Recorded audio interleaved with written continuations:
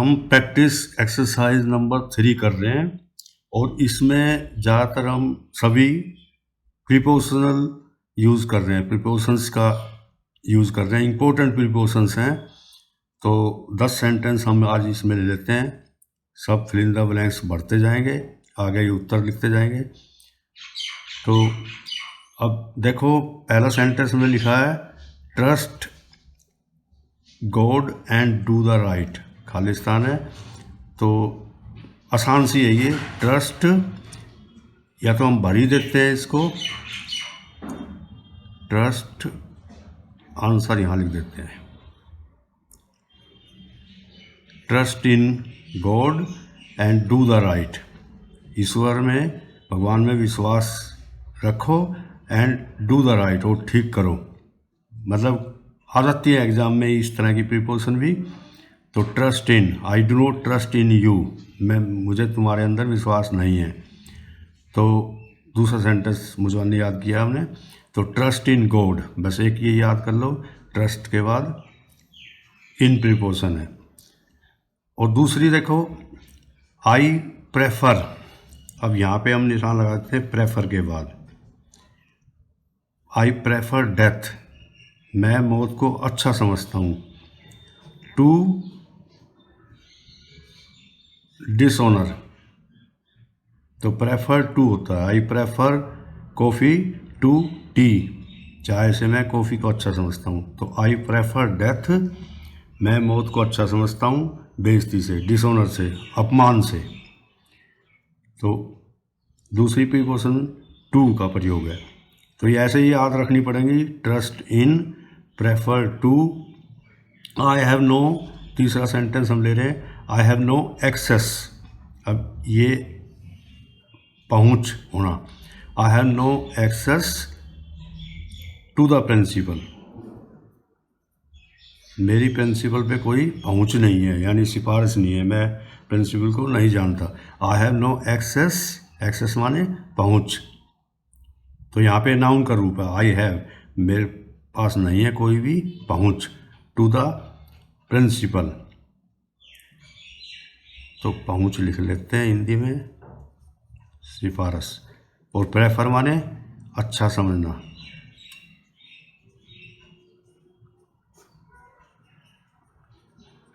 Verb है prefer, preferred, preferred, double R हो जाएगा, ईडी लगाएंगे। और ट्रस्ट माने विश्वास करना, जो आसान है उसको नहीं लिखते, तो यहाँ अर्थ भी करते जाएंगे हम। ये पहुँच नाउन है। तो आई होप, मुझे आशा है, यू विल कंप्लाई विद, तो कंप्लाई विद होता है, माई रिक्वेस्ट, आई होप, मुझे आशा है, you will comply with my request, मेरी रिक्वेस्ट में तुम स्वीकारोगे, स्वीकारना,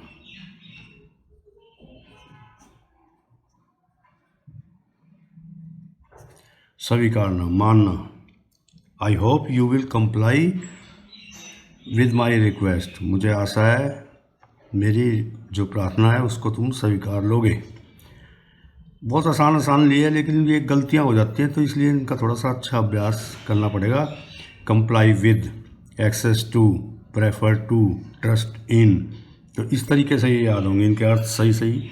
आई hope you will comply with my request, it is difficult to rely on him, rely माने विश्वास करना, it is difficult to rely on him, उसके ऊपर विश्वास करना मुश्किल है, मुश्किल है उसके ऊपर विश्वास करना। तो रिलाई ऑन, ये मैंने यहाँ लिख दिया, कोई बात नहीं, ब्रैकेट में कर लेंगे, on, it is difficult to rely on him. तो शब्द है याद करने हैं और उनके मीनिंग्स याद करने हैं, तो कुछ ना कुछ जो आती हैं अच्छा है, जो नहीं है तो उनको याद कर लो। ही वॉज रिलीज्ड, रिलीज माने आज़ाद कर देना, ही वॉज रिलीज्ड फ्रॉम, आसान है ये, फ्रॉम द जेल टुडे, आज ही उसको जेल से रिलीज किया गया। पास्ट टेंस में आज किया गया, जैसे सुबह किया गया। He was released from the jail today. 7वां सेंटेंस हम ले रहे हैं, I have not seen him Wednesday last. मैंने उसे नहीं देखा है पिछले बुधवार से। तो से मतलब अब यहाँ पे सिंस का प्रयोग है, बहुत अच्छी प्रीपोजिशन है। I have not seen him since Wednesday last. पिछले बुधवार से मैंने उसको नहीं देखा है। कोई ज़्यादा समझाने का इसमें काम नहीं है। I have not seen him since Wednesday last. बस अभ्यास करते करते इनका अभ्यास ही हो जाता है। He was destined the bar, बहुत इंपॉर्टेंट प्रीपोजिशन है। 8वीं, he was destined, destined destined destined, destiny जिसका नाउन भी बनता है, लेकिन यहाँ पे इसका अर्थ नियुक्त करना, नियुक्त होना। ही वॉज डेस्टाइंड पैसिव वॉइस है, उसको नियुक्त किया गया। तो इसमें प्रीपोजिशन लगाएंगे हम फॉर द बार। बार कई सेंस में होता है, तो यहाँ पे जजेस की नियुक्ति कोर्ट में, तो उसका अर्थ है he was destined for the bar, यानी बार के लिए उसको नियुक्त किया गया। तो यहाँ पे इसका अर्थ जरूर लिख लो, इम्पोर्टेंट है।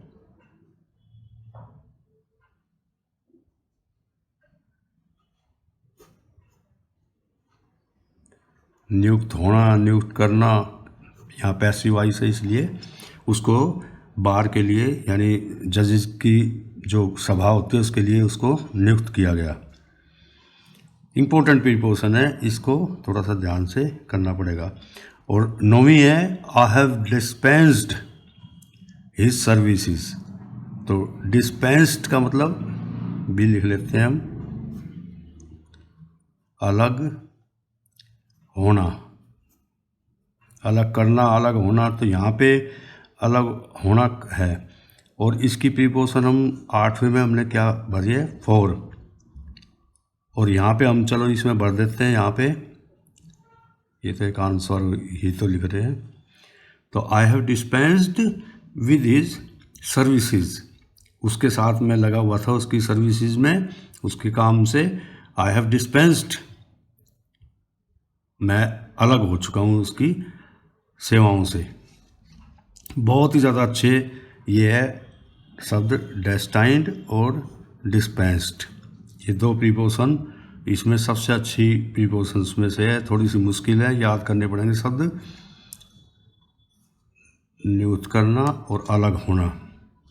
और ये please send this letter to my address, कृपया इस पत्र को मेरे एड्रेस पर भेजो। ये इम्पेरेटिव सेंटेंस है। तो इन 10 सेंटेंस का हम अभ्यास करेंगे तो अवश्य कुछ ना कुछ आगे लाभ मिलता रहेगा। इनको बोलने में लाना है, खूब अभ्यास करना है। बोलना इतना इजी नहीं है, जब अभ्यास अच्छी तरह हो जाएगा फिर आसान हो जाता है। शुरू में तो मुश्किल लगेगा, तो ये इनको प्रयोग में लाएंगे डेली लाइफ में। भाई मुझे तुम्हारे ऊपर विश्वास नहीं है, I have no trust in you, तो उसको इतना अभ्यास में लाओ, ध्यान और कहीं है फिर भी मुंह से सही निकल रहा है। I prefer death to dishonour, I prefer coffee to tea, I prefer tea to coffee, तो मैं उसको अच्छा समझता हूँ उससे। आई हैव नो एक्सेस, मेरी कोई पहुँच नहीं है, अप्रोच नहीं है टू द प्रिंसिपल। तो ये ध्यान रहता है, बार बार अभ्यास करने पे उनको बोलने में लाओगे डेली लाइफ में तो हमारी स्पीकिंग पावर भी बढ़ती चली जाएगी। 10 सेंटेंस हमने इसमें अच्छे अभ्यास किए हैं प्रैक्टिस एक्सरसाइज नंबर 3 में। पहले 2 हम कर चुके हैं, तो तीनों में कुछ ना कुछ लाभ जरूर मिलेगा।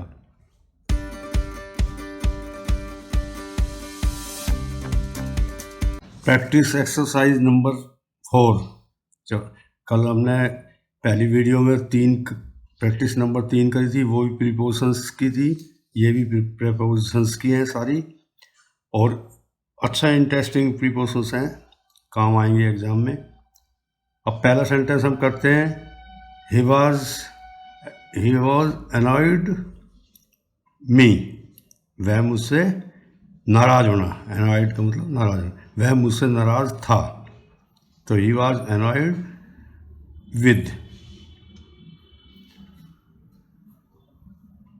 छोटा है W, he was annoyed with me. बहुत आसान सी है, मतलब ये याद रखना पड़ेगा कि अनॉयड के बाद विद है, किस नाराज होना। वॉट आर यू लुकिंग, तुम क्या देख रहे हो, तो लुक फॉर, किस चीज़ के लिए देख रहे हो, what are you looking for. साधारण सी है इसलिए जल्दी जल्दी करा रहे हैं। दिस इज द पेन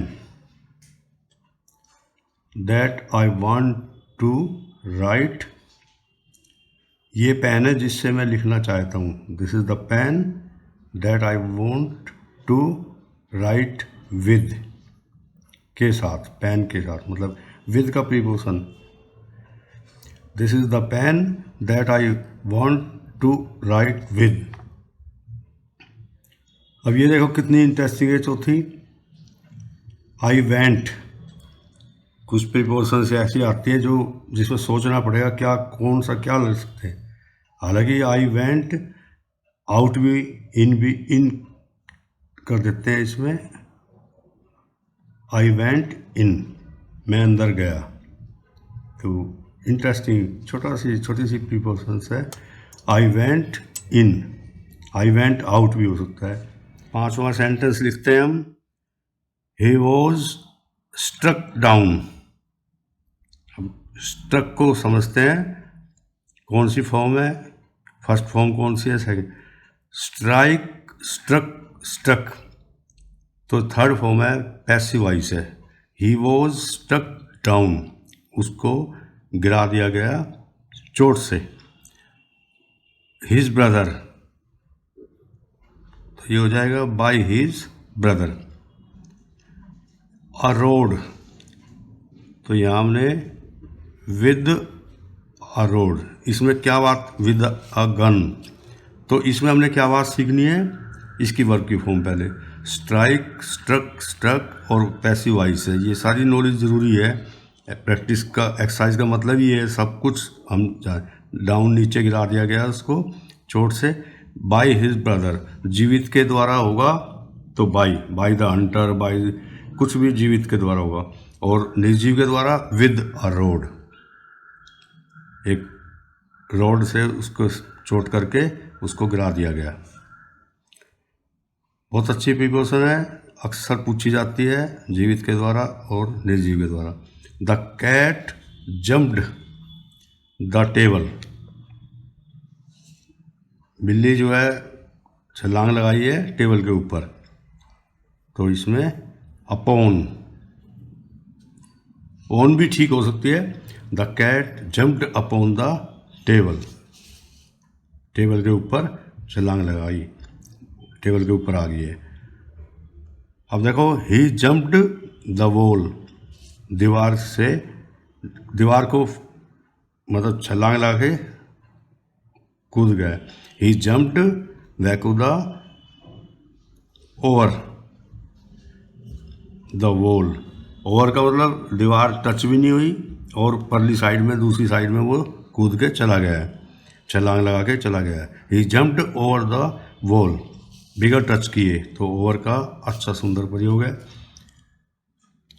बहुत आसान है, थोड़ा जल्दी करने में मदद की है।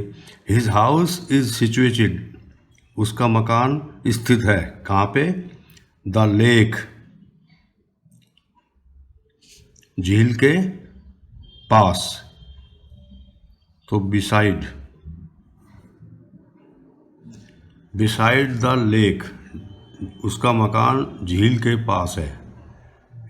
और जैसे ही सेट, सिट, सेट, सेट, ही सेट बिसाइड मी, वह मेरे साथ लग के बैठा, तो बिसाइड द लेक, बिल्कुल लेक के पास।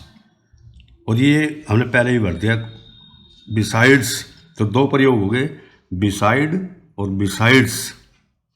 तो इसमें एस जमा है बस, तो एस जमा है तो ये ध्यान रखेंगे कि जमा का मतलब जमा ही है, इसका मतलब बिसाइड्स माने जमा में।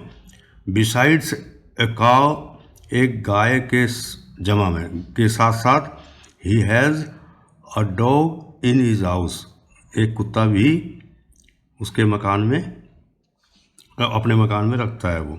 मतलब गाय भी है और कुत्ता भी, गाय के साथ साथ जमा में, गाय की जमा में कुत्ता भी। तो बिसाइड्स एस आएगा तो ये हम करेंगे।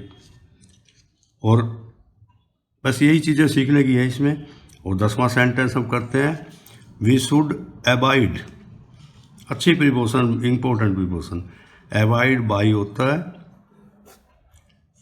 We should abide by the laws of our country. अब इनको खूब तेज़ी से बोल लेंगे तो बोलने का अभ्यास होता रहेगा। पहले समझ लो इसकी बारीकी को, ग्रामर की बारीकी को। ये ध्यान रखना पड़ेगा, कोई एक्टिव वॉइस है, कोई पैसिव वॉइस है, कोई नाउन है, कोई वर्ब है, तो इन सब चीज़ों का ध्यान रखना पड़ता है। तो इसमें देखो, वी शुड अवॉइड बाई, हमें मानना चाहिए, यानी ये अवॉइड बाई का मतलब होता है जैसे पाबंदी, हमारे ऊपर पाबंदी है, हमें अवश्य नियमों का पालन करना चाहिए अपने देश के, उसमें हम छोड़ नहीं सकते, ये पाबंदी होती है। अवॉइड बाई माने पाबंदी में रहना। तो we should abide by the laws of our country, हमारा अपने देश के नियमों को मानना चाहिए। तो ये 10 सेंटेंस हमने प्रीपोजिशंस की करी है एक्सरसाइज, प्रैक्टिस एक्सरसाइज नंबर 4 में। अब आगे हम ऐसे ही बढ़ते जाएंगे।